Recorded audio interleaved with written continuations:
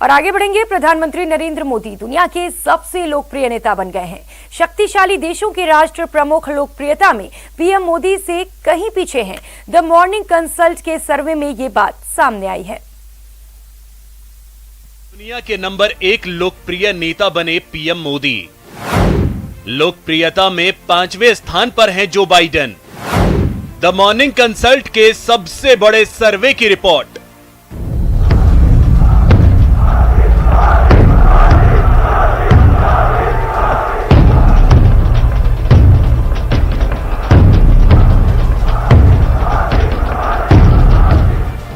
PM Modi की लोकप्रियता का डंका एक बार फिर दुनिया में बजा है।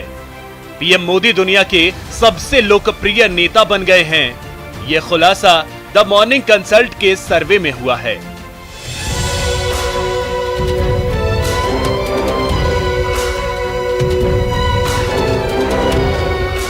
इस सर्वे में पीएम मोदी ने शक्तिशाली देशों के राष्ट्र प्रमुखों को पछाड़कर पहला स्थान हासिल किया है। इस सर्वे में पीएम मोदी के पीछे कौन कौन हैं और किस स्थान पर हैं बताएंगे, लेकिन सबसे पहले इस सर्वे के बारे में जान लीजिए। द मॉर्निंग कंसल्ट के सर्वे में पीएम मोदी की अप्रूवल रेटिंग 70% है। यह अप्रूवल रेटिंग दुनिया के 13 वैश्विक नेताओं में सबसे अधिक है।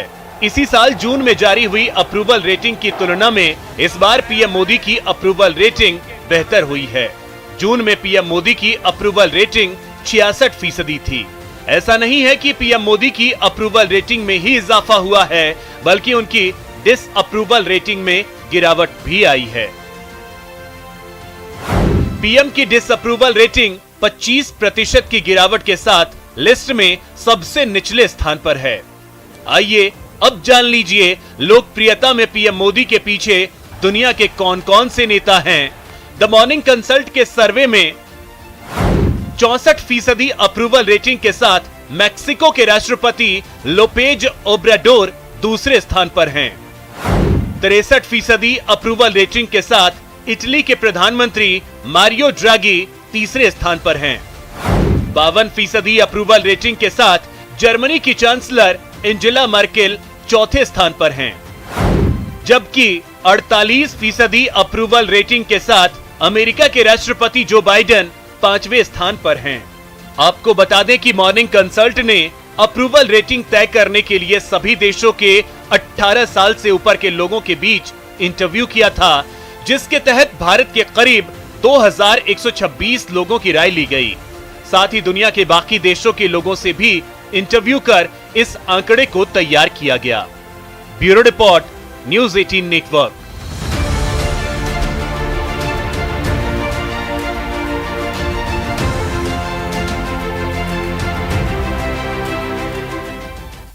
तो उधर किसानों के बहाने एक बार फिर सीएम गहलोत ने बीजेपी पर हमला बोला है। सीएम ने ट्वीट कर निशाना साधा है। उन्होंने अपने ट्वीट में लिखा कि एनडीए सरकार की किसानों के प्रति सोच जग जाहिर है। समय आने पर देश के किसान बीजेपी को सबक सिखाने में पीछे नहीं रहेंगे। पहले 2022 तक किसानों की आय दोगुनी करने का झूठा वादा और अब किसानों को विश्वास में लिए बिना किसान विरोधी कृषि कानून थोपकर खेती को बड़े व्यापारियों के हवाले करने के प्रयास को किसान पूरी तरह पहचान चुके हैं। मुजफ्फरनगर के किसान महापंचायत में उमड़ी किसानों की भारी भीड़ दिखाती है कि उत्तर प्रदेश और देश का किसान भाजपा से त्रस्त हो चुका है। राजस्थान में कल आए पंचायती राज के नतीजों से साफ हो गया है कि किसानों में भाजपा के खिलाफ भारी नाराजगी है और वो भाजपा को सबक सिखाने के मूड में है।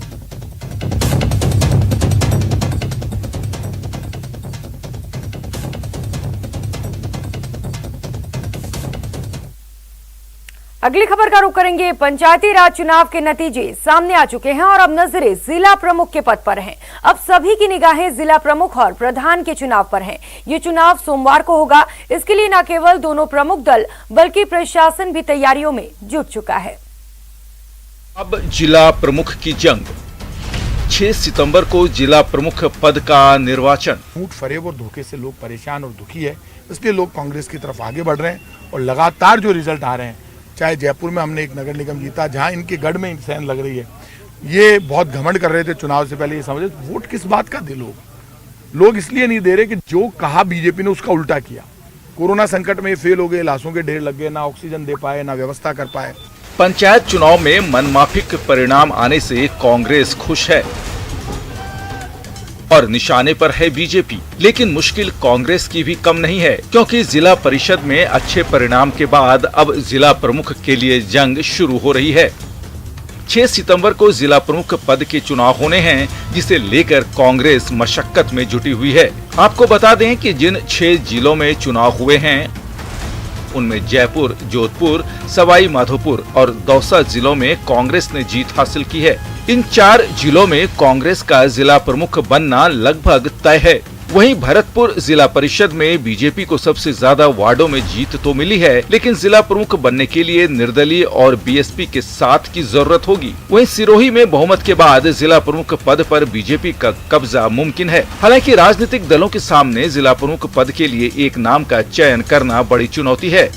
दावेदार तरह तरह से टिकट पाने का प्रयास कर रहे हैं। कांग्रेस में प्रभारियों की रिपोर्ट के आधार पर प्रदेश नेतृत्व की ओर से जिला प्रमुख पद के नामों को हरी झंडी मिलेगी। पर हमारी जिला परिषद भी कांग्रेस की बनेगी, कांग्रेस का जिला प्रमुख बनेगा।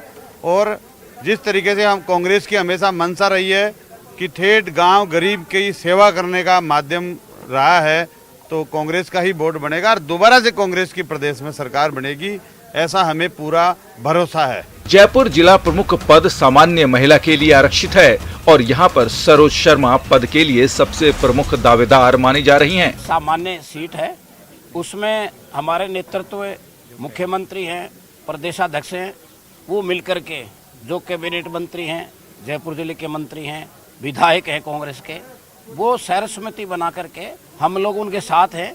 महिला सामान्य सीट है और सब मिलजुल करके बोर्ड बनाएंगे। कांग्रेस के लिए ये चुनाव परिणाम उत्साह बढ़ाने वाला है। पिछले चुनाव में 21 जिलों में पिछड़ने वाली कांग्रेस ने जहां 4 जिलों में बढ़त बनाकर अपनी साख बचा ली, वहीं बीजेपी पंचायत चुनाव के परिणाम से हैरान है। Dinesh Sharma, news 18 network, Jaipur. और वक्त हो चला एक छोटे से ब्रेक का, लौटेंगे फौरन।